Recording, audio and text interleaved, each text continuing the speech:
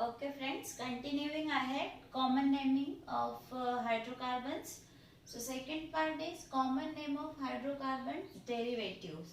Okay, so derivatives means the alkanes or alkenes. If we replace hydrogen from alkane or alkenes, so what the species form is called derivatives. Okay, so first point is saturated hydrocarbon radicals. Okay, so for this, if we remove one hydrogen from alkane, so the species obtained is called alkyl. Okay, and for alkyl, see there's one valence is free. Look at this, alkane CH4. If I remove one hydrogen, it will be CH3. The one valency of this group is free. That is why this is also called monovalent radical. Clear? This is called monovalent radical. Now, if I remove one more hydrogen from alkyl halide, so what we get it? Bivalent radical. Okay. Then bivalent radical simply means from CH3, if we remove one more hydrogen, so that will be CH2. Okay, this is bivalent radical. Similarly, if I remove one more hydrogen from here, so we get the CH, in which 3 valencies are free. Here 2 valencies are free, and here it is 1 valency free. So because 3 valencies are free, that is called trivalent radical. Okay. So let's just name these compounds one by one. First, alkyl group. Okay. So alkyl group is CH4, that gives CH3. What we named it? Methyl. Okay. Another example, CH3, CH2. What we called it? Ethyl, because this is obtained from ethane. Similarly, CH3, CH2, CH2. This is propane, and from propane we obtain this group. We'll call it propyl. Okay. Now there are two possibilities. The hydrogen may be removed from last carbon or from middle carbon. So if we remove hydrogen from second carbon, so the group is like this, CH3. Okay, this is also monovalent radical because there is only one valency free. So, but this is on second position. So this we call isopropyl. Okay. Now, similarly for butane, okay, we can say this one is butyl. If we remove hydrogen from here, so this one will called as secondary butyl. Okay, this is called secondary butyl because these two compounds obtained from butane. Okay, that is CH3, CH2, CH2, CH3. So from butane we get two monovalent radical, butyl and secondary butyl. Now from isobutane, because butane can also represent in another structure, that is CH3. Okay, CH3.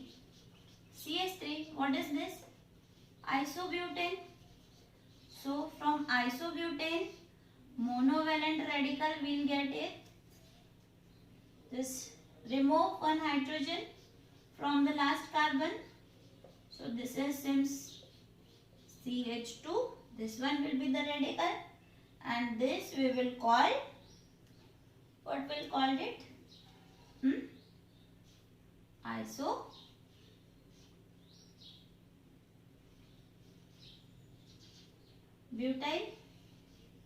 Okay, we'll call it isobutyl.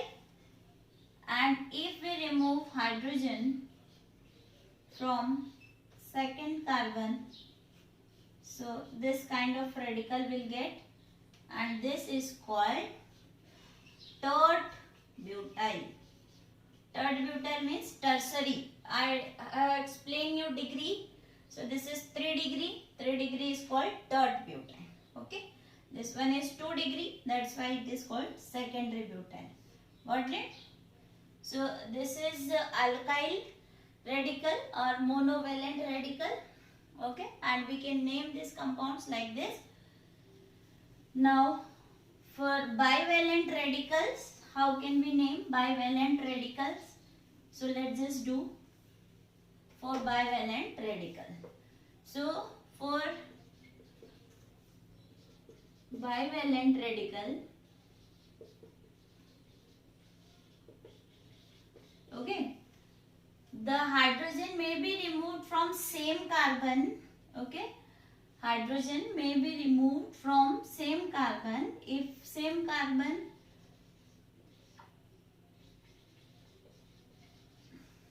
if we remove hydrogen from same carbon, then we get this type of biradicals. Okay, okay, and this is called alkylidene. Okay, alkylidene. And if we remove hydrogen from vicinal carbon means adjacent carbon, like this,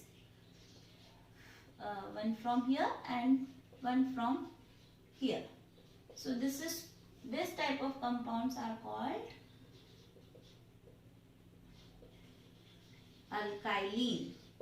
Okay, so there are two naming for bivalent radical. If we remove hydrogen from same carbon, we called it alkylidene, and from adjacent carbon, this is called vicinal carbon, we called it alkylene.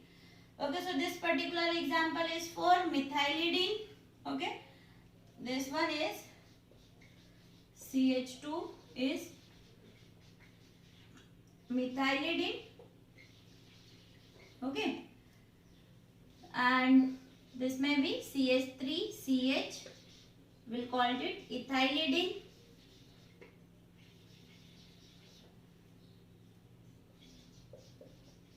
Similarly, we'll call it propylidene. Okay. Now from vicinal carbon, if we remove, so we'll call it alkylene. Like for this example, this particular example is called ethylene. Okay. Next, propylene, like this. Okay. Now this is the naming for bivalent radicals. Now let's just talk about the trivalent radicals. Trivalent radical, before that some important terms will use for bivalent radical. That's note. Okay. This group CH double bond CH2 is called vinyl group. Similarly, CH2 CH double bond CH2 is called allyl group. Okay. So these are some notes. These groups, when it is come, you can directly name it as vinyl and allyl group. Now for trivalent radicals, that means trivalent radicals from one carbon,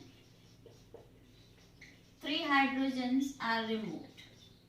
Okay, like this, 1, 2, 3. This is satisfied with some group. So this is trivalent radical, and these compounds are called alkylidene. Okay, this is called alkylidene. For example,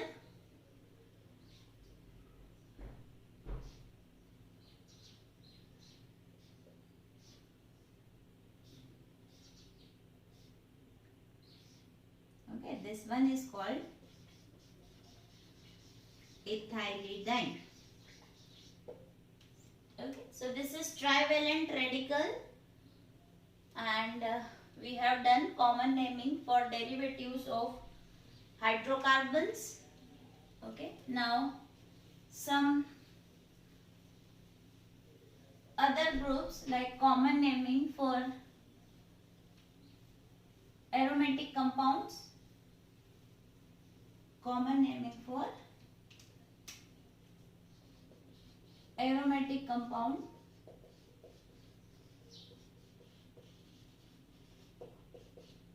For example,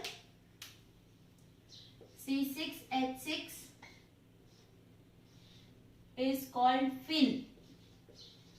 Okay. Benzene is also known as phen. If we remove one hydrogen from here, so that will be C6H5. This bond is free. This will monovalent radical, and this radical is called phenyl. Okay, this is C6H6 and this is C6H5. This is called phenyl. Okay, other example, CH3 is called toluene. Okay, if I remove one hydrogen from here, from side chain, so the group obtained is monovalent radical having one bond free. This is called benzyl group. Benzyl. Okay. If I remove one more hydrogen from here, it will become bivalent radical, and that is like this. This is called benzyl. And if one more last hydrogen is replaced from the carbon, will have a trivalent radical, which is called benzo. Okay, so this is toluene. If its monovalent radical is called phenyl. Okay, benzyl.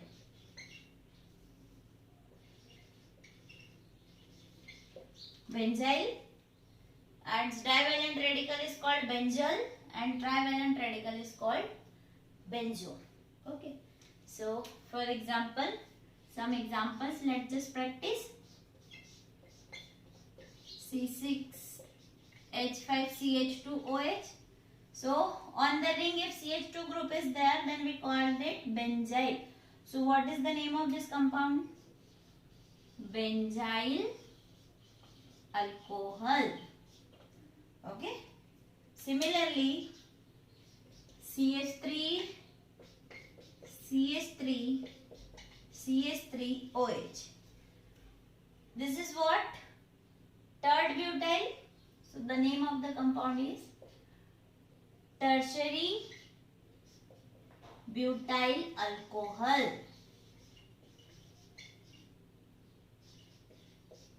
Okay, clear? So these are the common naming pattern for hydrocarbons. This is done. In next class, we'll talk about IUPAC naming.